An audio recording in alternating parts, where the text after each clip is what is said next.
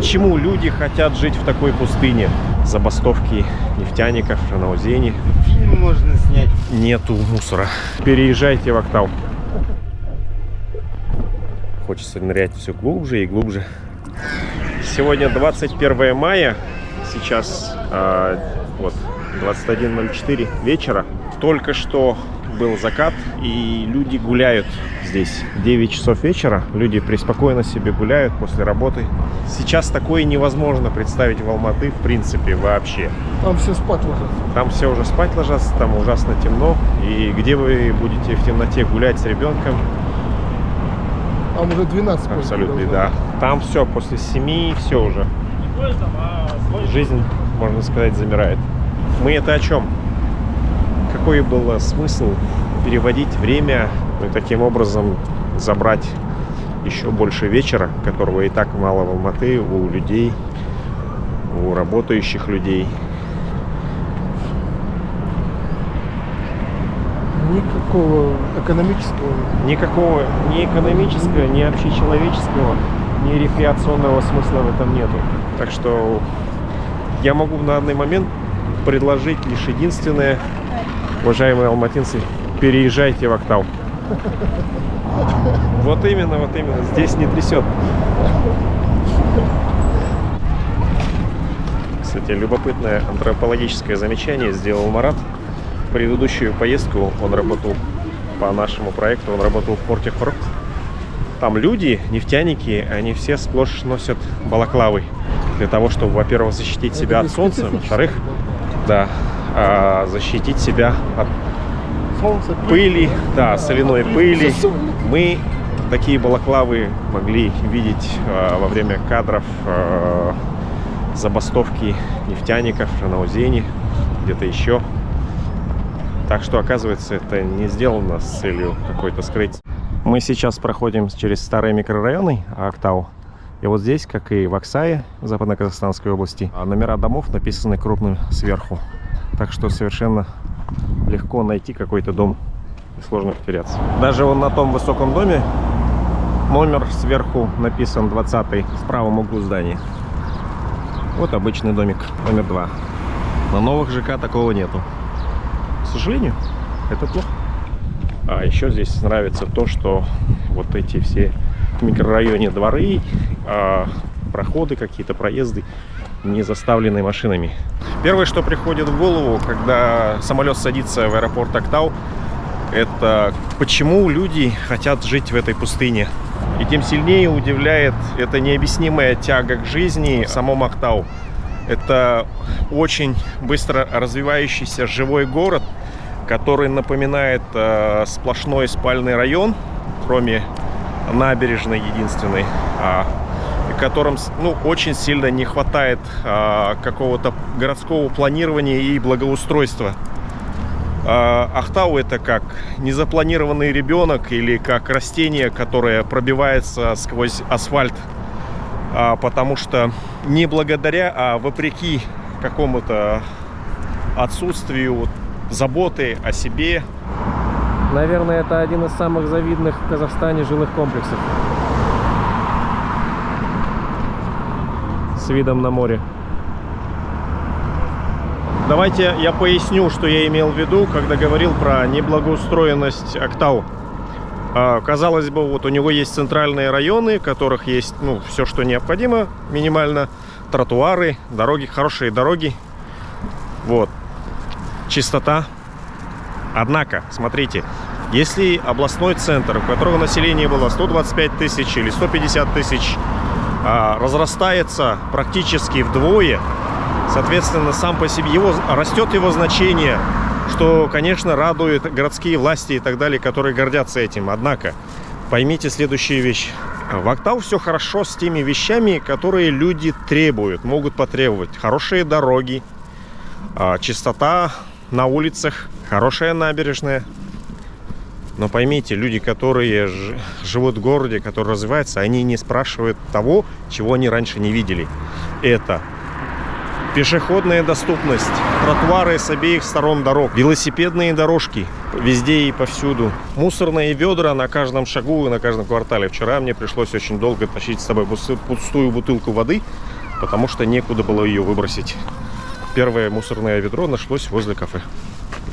Особо, кстати, хочется отметить чистоплотность актаутцев, где мы вообще только не были. Мы были на побережье, мы были на скальной тропе, мы были в микрорайонах, мы были на промзоне, мы были в частном секторе, и везде и повсюду нету мусора.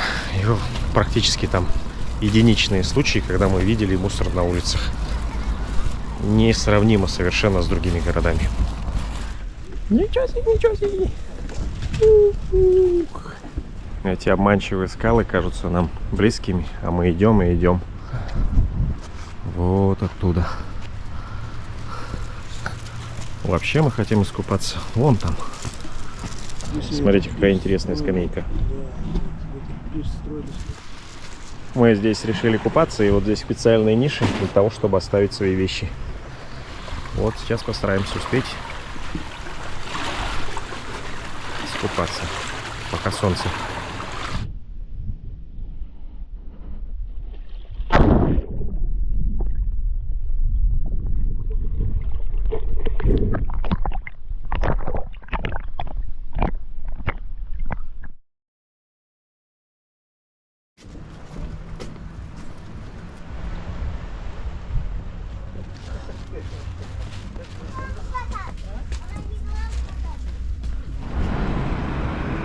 Несмотря на шикарную набережную, конечно же, первым делом, по идее, что необходимо сделать в Атырау, это расширить тротуар и сузить здесь проезжую часть с 4-полосной до 2-полосной, или вообще убрать автомобили здесь, сделав побережье полностью туристическим местом. В принципе, автомобили и в другом месте могут уехать.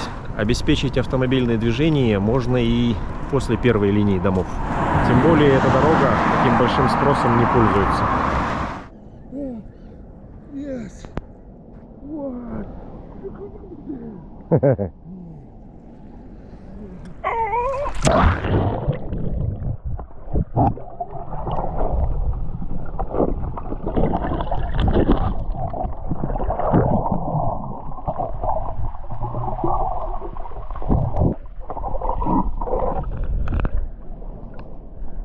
Актаусские малые архитектурные формы.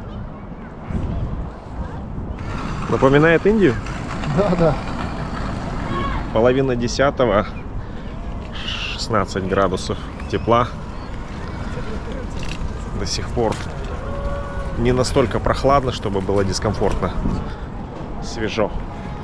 В жизни здесь другие цвета, а на камеру совсем другие. Вот посмотри. Да, я про что и говорю, на камеру. Мы этого не видим, мы видим только через камеру.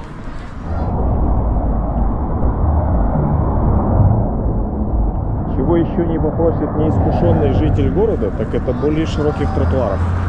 Мы наконец-то завершили проект, поэтому оказались впервые в полдень на побережье, на берегу моря.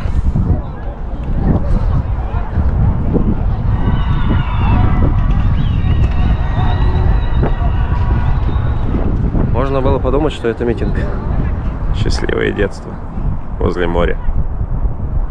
Тот самый ряд статуй, которые следовало бы в каком-то хаотическом порядке расставить более-менее.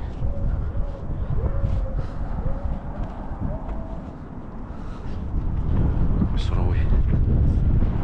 А вообще, между прочим, это возврат к истокам. Мой дед жил в Астрахани и, кажется, был рыбаком. Но это не точно. Но то, что в Астрахани жил, это точно. А потом он на каком-то судне убежал от своей девушки или жены. Такая нехорошая история. Вот, получается, потом встретил мою бабушку, женился. Ее он уже не бросал.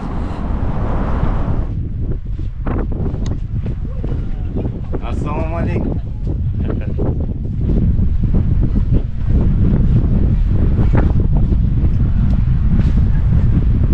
Просто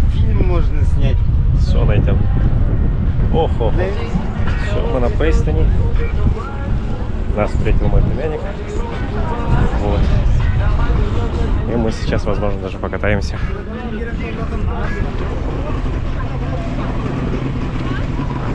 Вашему вниманию парусный катамаран.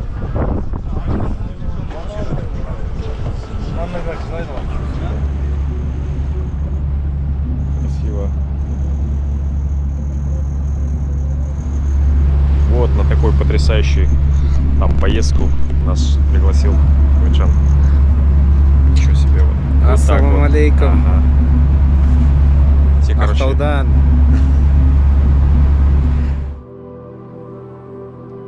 на этом командировка в Актау подошла к концу, и мы уезжаем с чувством, что, возможно, мы попали в лучший город для жизни в Казахстане. И, конечно, мы хотели бы выразить огромную благодарность ребятам из Nomad Water, которые предоставили нам возможность прочувствовать уникальную атмосферу Актау и даже специально поселили нас у самого берега моря. А еще отдельный мега-рахмет моему племяннику Габдулхамиду, которому я постеснялся позвонить и сообщить о своем приезде в город, на который разузнал об этом сам и, не принимая никаких возражений, приехал за нами, отвел к себе домой, а потом организовал незабываемую экскурсию по волнам Каспийского моря. Естественно, эта поездка вдохновила нас на новые путешествия в совершенно разных форматах, которые я планирую выкладывать на своем канале в этом году. Поэтому подписывайтесь, а также лайкните это видео и напишите пару слов. Ваши лайки и комментарии помогут показать travel-влог большему количеству людей. А чем больше будет просмотров и подписчиков, тем скорее мы отправимся снимать новые удивительные места.